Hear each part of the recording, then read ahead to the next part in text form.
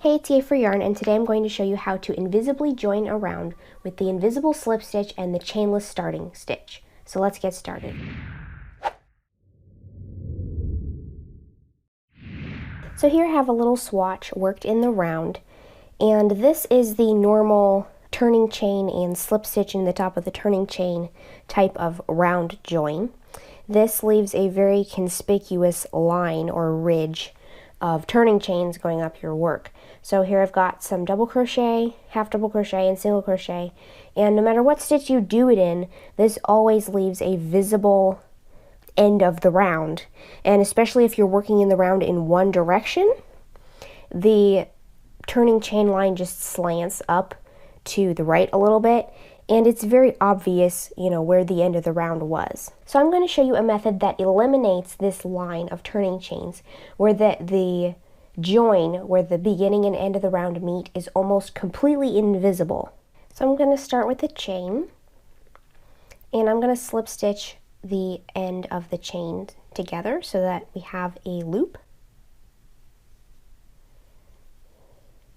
And for comparison's sake, I'm going to basically work the exact same swatch I did here, but with the invisible slip stitch and chainless starting stitch method. So what we're going to do here is I'm going to start with double crochet.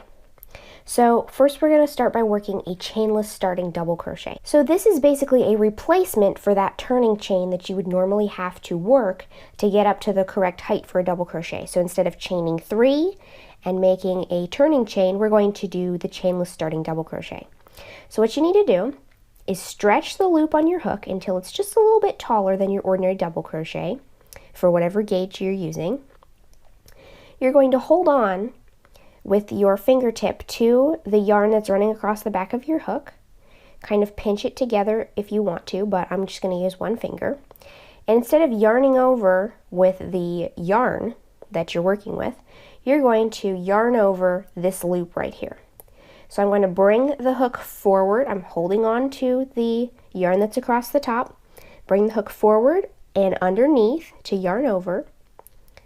And then I'm going to insert into the same stitch that I was just in. Yarn over, pull up a loop. Yarn over, pull through that first loop. And this doubled strand of yarn that runs across the middle, that's the yarn over that we did through that loop, and then yarn over and pull through the last 2 loops. So that creates what we call a chainless starting double crochet, which is visually identical to a regular double crochet. So as you can see, the top of this loop here is a little bit loose, but that's okay, that's what we want. We're going to fix that when we get around to the other end of the round. So I'm just going to double crochet in each of my chains around until I get back around, so then I can show you how to join the round. So I'm now back around to the beginning of the round. I've got 1 chain left to work into. So I worked into that. So I've worked in every single chain across my foundation chain. So instead of inserting into the top of this chainless starting double crochet, we're going to do the invisible slip stitch.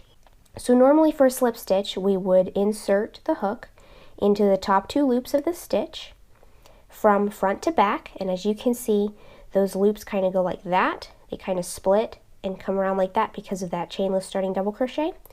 But when you insert into them, they're the perfect, the loops are the perfect size to match the rest of the double crochets.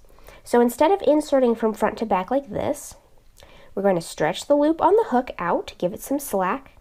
I'm going to take the hook out of that loop. I'm going to bring it to the back of the work. Now you don't want to do this with your yarn laying forward. You want the yarn to be behind the work and out of the way. You're going to take that hook and insert it from back to front in both of those loops. Then you're just going to take that stretched out loop, put it around the hook, and hook it, pull it through that stitch. So now as you can see, that join is almost completely invisible. And even though we have this stretched out loop here now, that's okay, because we're going to use that. We can adjust it by pulling on the yarn or by stretching it out further. And we're going to stretch it out again to slightly longer than a double crochet is tall and work another chainless starting double crochet. So I'm going to again hold on to the yarn that's across the back of my hook, yarn over with that loop, that long loop, bring the hook forward. This will be kind of a little bit snug, but that's okay. You want to bring the hook forward and insert into the top of that same stitch. that your yarn is coming out of, that top of that chainless starting double crochet from the row below, yarn over and pull up a loop, yarn over, pull through that first loop that you just created and the long loop that was wrapped around your hook, and then yarn over, pull through the last 2 loops. So we have another chainless starting double crochet. We can double crochet all the way around. And now I'm going to come back to the beginning of the round here where we would normally slip stitch. And again, I'm going to stretch the loop on my hook so that it doesn't come apart. I'm going to take the hook out, insert into the top 2 strands of that chainless starting double crochet from the beginning of the row, bring that loop around and catch it with the hook, pull it through, and I like to pull it through because we're pulling it through from front to back. I like to pull it through with the hook facing to my left. If you're a lefty, then you would want it facing to the right, but you're going to pull it through from front to back. So that's how it looks when you do this technique with a double crochet, and it is almost completely invisible.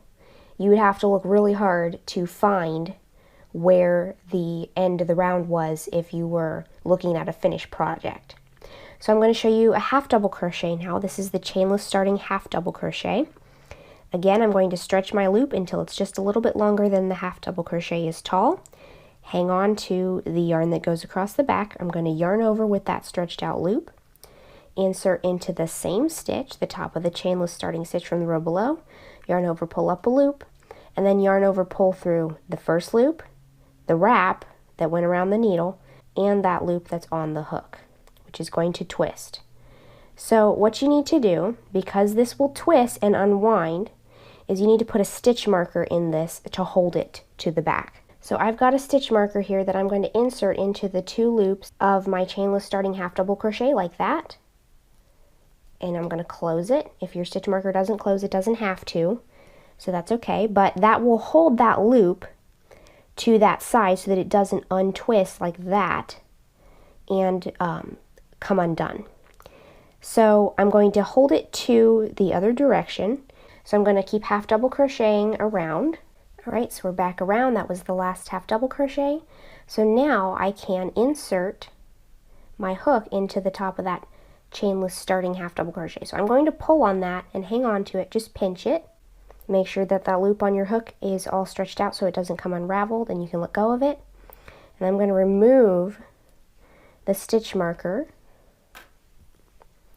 And again, make sure the yarn is behind. Insert into those 2 strands from back to front. Grab that stretched out loop and pull it through from front to back. So there's the invisible slip stitch work with a half double crochet. I'm going to do that again. So I'm going to stretch out the loop until it's almost as tall as a half double crochet.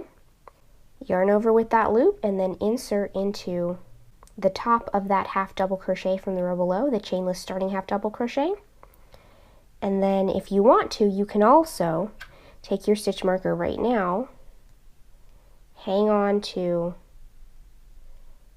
that yarn over, and then just pull it back around to the other side so that when you pull through and when you get back around, it's already held. So I'm just going to half double crochet around again. Alright, and then again, I'm going to stretch the loop on my hook, bring the yarn to the back so that it's out of the way, pinch that loop, that is the top of the chainless starting half double, pull the stitch marker out, insert from back to front, and this is really the only tricky part, is inserting it correctly so you don't split your yarn, and then catch that loop and pull it through from front to back. So that's what it looks like with a half double crochet, and again, it is almost completely invisible. So now we're going to work a couple rows of single crochet. So for single crochet, normally you would just chain 1, but instead of chaining 1, and because this stitch does not require a yarn over, I'm just going to stretch the loop out just a little bit so that it's a little bit taller than a single crochet, and insert my hook into the same stitch, which is the chainless starting stitch from the row below, and work a regular single crochet like that. So now we have those 2 loops across the top that we can still invisible slip stitch into, but we did not have to chain. So I'm going to single crochet all the way around. There's my last single crochet. So now again, I'm going to just stretch the loop out on my hook, bring my yarn to the back so it's out of the way, and pick up both of those loops at the top of that single crochet, pull that stretched out loop through. So that is also almost completely invisible. So now I'm just going to bring the length of that loop down a little bit so that it's a little taller than the single crochet like normal in the same stitch. I'm going to go all the way around, and now I'm back around, so I'm going to stretch the loop on my hook, bring the yarn and the hook to the back, insert into those top 2 strands on top of the single crochet, and then catch the loop and pull it through. So all of these joins are almost completely invisible, and when you compare this side by side to the other swatch, you can see what a big difference this makes. This technique with the invisible slip stitch and the chainless starting stitch totally eliminates that turning chain ridge that goes up your project when you're working in the round. Now this technique is perfect for any project that's worked in the round where you join at the end of every round, particularly hats, especially if you want to do jogless stripes. This is perfect for that because you do not end up with the turning chain ridge that goes up the side of the hat, or if you were to work a hat in a spiral, then every time you change colors, you have a jog in your stripes. So this eliminates both of those problems. You can work in the round without any turning chain ridge and without the jog of a spiral. So I hope this video has been helpful to you. If you liked it, please give it a thumbs up. Let me know what technique you would use this for in the comments below. And don't forget to subscribe, making sure you click the little bell next to the subscribe button to be notified of new videos. Thanks for watching. Bye.